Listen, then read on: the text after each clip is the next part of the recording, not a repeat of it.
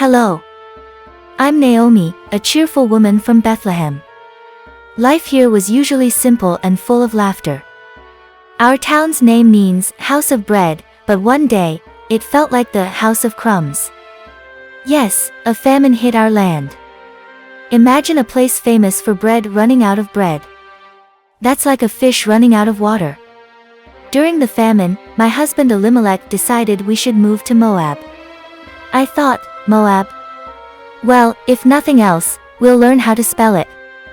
But Elimelech was serious. He said, we need to find food and start fresh. So, off we went, hoping for a better life. Let me tell you about Elimelech. The first time I saw him, I thought, he's got a smile like a sunrise. Maybe he'll bring breakfast too. He was always full of surprises. One time, he tried cooking dinner. Let's just say it ended in the great kitchen disaster. Even the dog refused to eat it. Life in Bethlehem before the famine was wonderful. We had friends, family, and plenty of funny moments. Every evening, we'd gather and share stories. Then the famine came, and everything changed. Fields turned dry, and markets were empty. Our lively town became silent. It was strange and sad. That's when Elimelech made the tough choice to move. It wasn't easy leaving our home, but we had to survive. So, we packed our things and set out for Moab. The journey was long and tiring, but Elimelech kept our spirits up. Look on the bright side, he'd say, at least we're getting our exercise. His optimism was infectious, and soon we were laughing despite our worries. Life in Moab wasn't easy at first. Elimelech and I tried to adjust, but our sons, Mahlon and Chilion, were not thrilled. Raising Mahlon and Chilion in Moab brought its own set of challenges. Mahlon refused to eat anything green. Mom, green food is for goats, he'd say. Chilion, on the other hand, thought taking a bath was a punishment from the gods. Once, Elimelech tried to give him a bath, and Chilion screamed, Father, water is for fish, not for boys. We couldn't stop laughing. Despite the laughter, we faced our share of hardships. Finding work in Moab was tough. Elimelech did odd jobs to keep us going. One day, he came home covered in mud. What happened? I asked. He replied, I found a job digging ditches. It's dirty work, but it's honest. We both laughed, despite the situation. Making friends in Moab helped us feel more at home. Our neighbors were curious about us, Bethlehemites. One of our neighbors was a fantastic storyteller. She'd tell tales so exaggerated, they bordered on the ridiculous. Once, she claimed she saw a cow jump over a fence to escape a thunderstorm. We laughed until our sides hurt. Years passed, and our boys grew up strong. Mahlon and Chilion adapted to Moab better than Elimelech and I ever did. They learned the language and customs. Watching them thrive was the silver lining to our move. Yet, life in Moab wasn't without sorrow. Elimelech passed away, leaving me alone with our sons.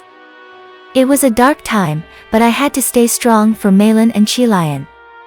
Despite our grief, we found ways to laugh and remember Elimelech's humor. His spirit lived on in our hearts.